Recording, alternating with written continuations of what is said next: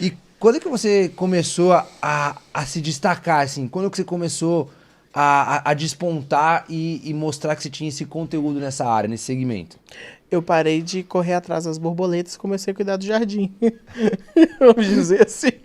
Na prática, isso funciona em todos os casos. Funciona em todos os lados. Então eu vou reformular. Eu vou falar o seguinte: como que você fez para deixar o seu jardim atraente? Boa, boa. Essa foi mais inteligente. Então, eu fui entender quais eram os meus pontos fortes e minha zona de conteúdo. Falei, opa, eu falo melhor sobre isso, eu me posiciono melhor sobre isso. E fui entender como funciona o meio artístico. O nosso meio hoje, ele funciona por recompensa. Então, as pessoas querem ou dinheiro, as pessoas querem ou sexo, as pessoas querem droga Boa audiência. ou audiência. Uau.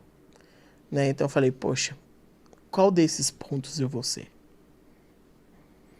Aí eu escolhi o ponto que traz mais relevância hoje no que eu atuo, que é dinheiro e audiência.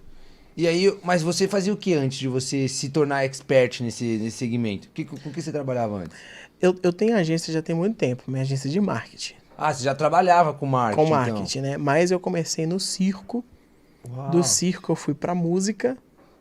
Fui cantor durante muitos anos. E depois eu comecei com Ah, então uma você empresa. basicamente... Eu nasci na arte. Ah, é isso que eu ia falar. Você, tipo, já conhece todas as pontas. Todas as pontas. Então você ter essa certa habilidade hoje é porque você conhece vários fatores Vários. do mesmo... Caraca, entendi. Ó, quando eu era pequeno, acho que era com meus 9 anos de idade, eu já era do circo. Já treinava, já Você fazia fazia o quê no circo? tecido aéreo. Tecido aéreo é aquele que a gente se segura, assim. Tecido aéreo, exatamente. Então eu fazia tecido aéreo no circo. Depois eu saí, fui fazer teatro musical, lá em Belo Horizonte. Quero mandar um abraço até pro Jean Carlos e pra Fátima, que foram meus regentes.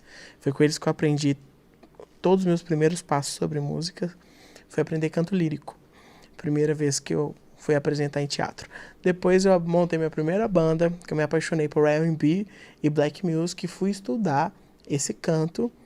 E eu sou filho de pastor, então eu comecei na Uau. igreja. E montei minha primeira bandinha e rodava todas as igrejas fazendo show. Depois o negócio foi se profissionalizando. Gravei CD, gravei músicas. Caraca. E foi crescendo. Cantei em todo lugar já do Brasil.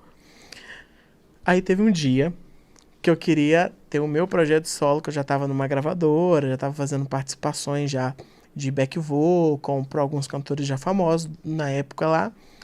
E me tiraram porque eu já tinha jeito de homossexual. Falaram que eu não cabia dentro da igreja. Aquele lá foi o primeiro ponto que para muitos seria um ponto de morte, né? Mas foi um ponto de me descobrir, de me redescobrir. Graças a Deus isso aconteceu. E eu fui pra música fora do gospel. Tá, e como que... Eu acho que foi um momento de pressão muito grande. Quando a gente fala aqui de fogo, pressão, isso foi um dos primeiros momentos de pressão da sua vida, assim? Não, o primeiro momento de pressão foi aos meus 8, 9 anos, que eu sofri abuso sexual. Foi um abuso sexual que eu sofri que me manchou, porque eu sempre tive um choque, né, com a família do meu pai, por conta dos meus pais serem pastores. A gente passou muita dificuldade, passamos fome, fomos expulsos de casa por isso, né? Eu sou grato, sim, a algumas pessoas da família por algumas coisas, mas eu sou extremamente grato aos meus pais, porque meu pai me mostrou o guerreiro que ele é, minha mãe mostrou a guerreira que ela... Inclusive, hoje de manhã, minha mãe me ligou, que ela me emocionou muito, que ela encontrou com uma moça, que na época a gente estava passando dificuldade, eu pegava pano de prato com ela para poder vender na rua. Então você já... A sua primeira experiência, assim, de ter que... De forjar, a primeira forja que você passou, já teve que ir aos 9 anos de idade. Eu acho que minha vida foi uma forja. Caraca.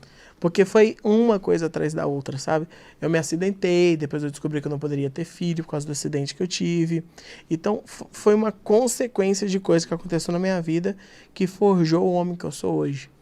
E não é à toa, assim, o tamanho do seu resultado hoje, justamente porque você passou, vivenciou esse processo, não desistiu, continuou tentando.